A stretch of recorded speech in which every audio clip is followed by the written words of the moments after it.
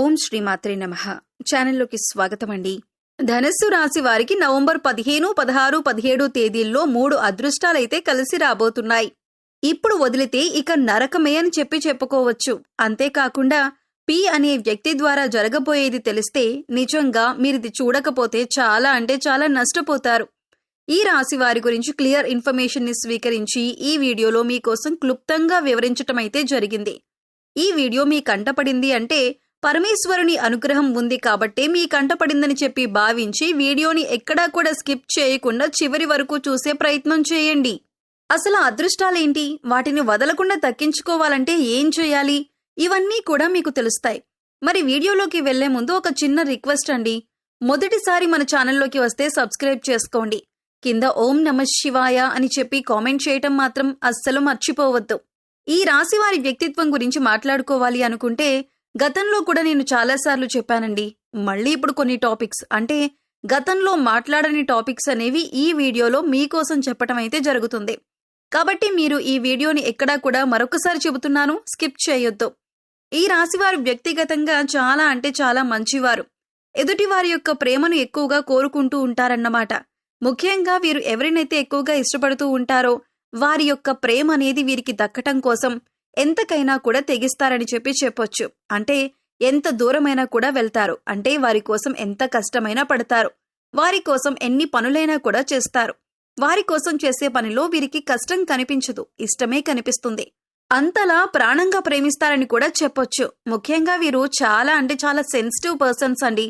మీరు ఎవరికైనా కానీ మోసం చేయటానికి ఇష్టపడరు.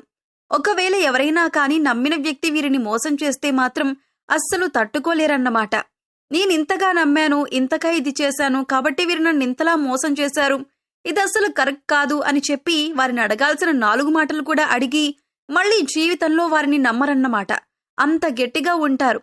ఈ విషయంలో మాత్రం వీరు ఎవరికైనా కానీ సీక్రెట్లని చెప్పటానికి ఇష్టపడరు.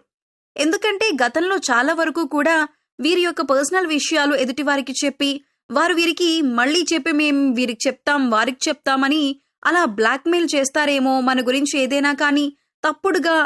ఈ విషయం ఇక్కడ పర్సనల్ అంటే తప్పుడు విషయాలు కాదు.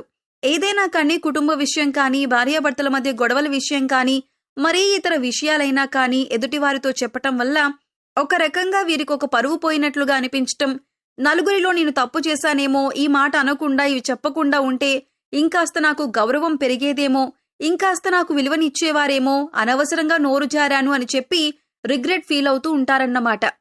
ఇక మీకు కలిగే 3 అదృష్టాలేంటో చెప్పమంటారా? మొట్టమొదటిది ఆరోగ్యం. అవును, ఇప్పటి వరకు ఆడవాళ్లకైతే పీసీఓడి, పీసీఓఎస్, గ్యాస్ట్రిక్, తిన్నన్నం అరగకపోవటం, మైగ్రేన్, తలనొప్పి, అంతేకాకుండా అతి ఆలోచన, టెన్షన్, యాంగ్జైటీ, ఓవర్గా ఆలోచించే పద్ధతితో పాటు తలనొప్పి వచ్చేసేయటం, ఇలా ఎన్నో రకాలైన సమస్యలు ఇక్కడ ఆడవాళ్ళకి మగవాళ్ళకి కనెక్షన్ ఉంటుంది. అంటే కొన్ని కలుస్తూ ఉంటాయన్నమాట.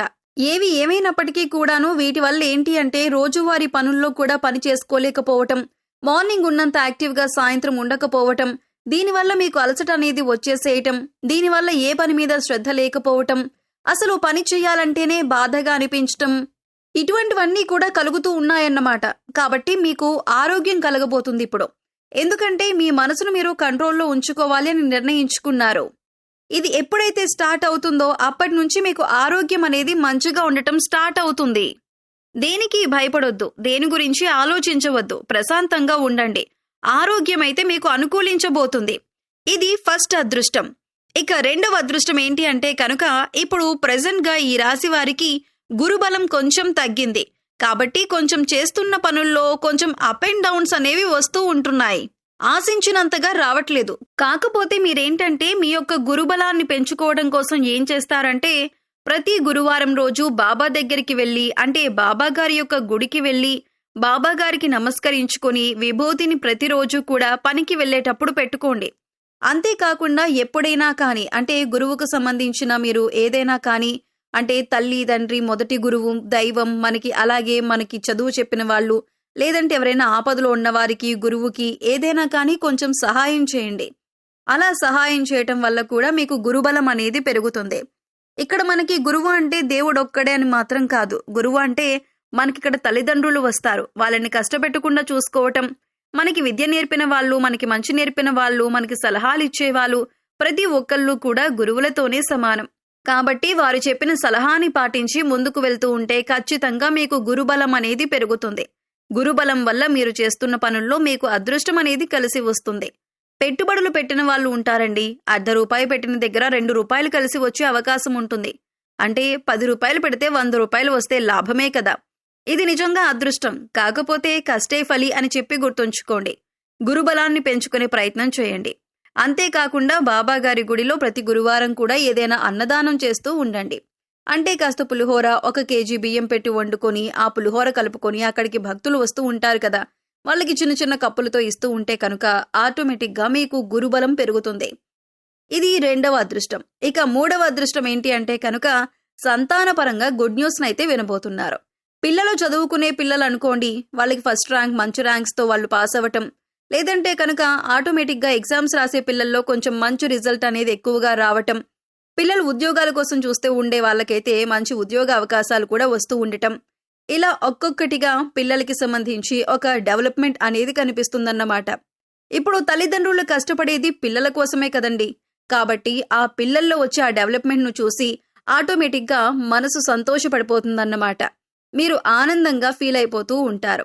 కాబట్టి ఇది ఖచ్చితంగా మీకు ఒక గుడ్ న్యూస్ అన్నమాట.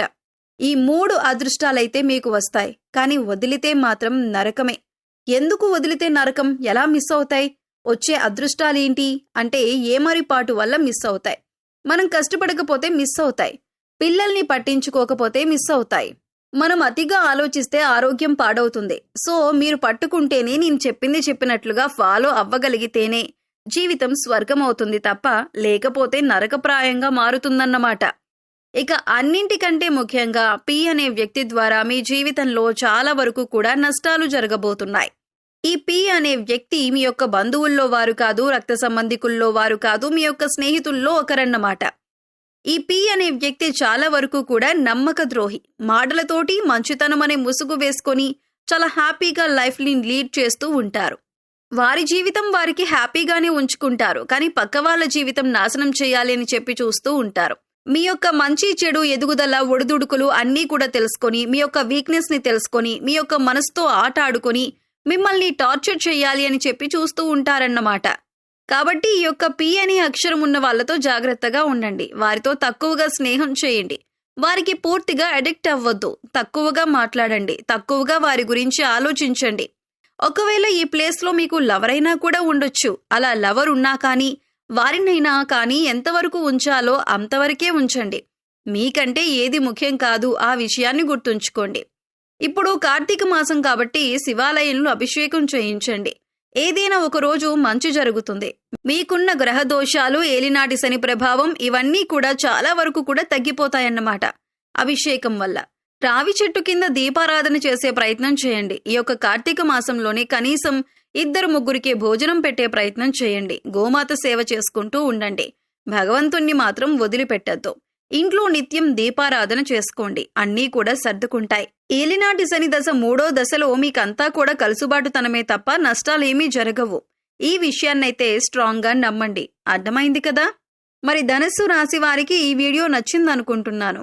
నచ్చింది అనిపిస్తే ఈ వీడియోకి ఒక లైక్ ఇవ్వండి. లైక్ ఇచ్చిన వెంటనే హైప్ అని వస్తుంది. హైప్ ఇవ్వండి. మొదటిసారి మన ఛానల్లోకి వచ్చినట్లయితే మన ఛానల్ని సబ్స్క్రైబ్ చేసుకొని సపోర్ట్ చేయండి. కింద ఓం నమః శివాయ అని చెప్పి కామెంట్ చేయటం మాత్రం మర్చిపోవద్దు. రేపు మరొక మంచి వీడియోతోటి మళ్ళీ కలుసుకుందాం. అంతవరకు కూడా పరమేశ్వరుని ఆశీస్సులు మీ మీద, మీ కుటుంబ సభ్యుల మీద ఎల్లకాలం ఉండాలని చెప్పి మనస్ఫూర్తిగా కోరుకుంటూ సర్వే జన సుఖినో భవంతు. ధన్యవాదాలండి.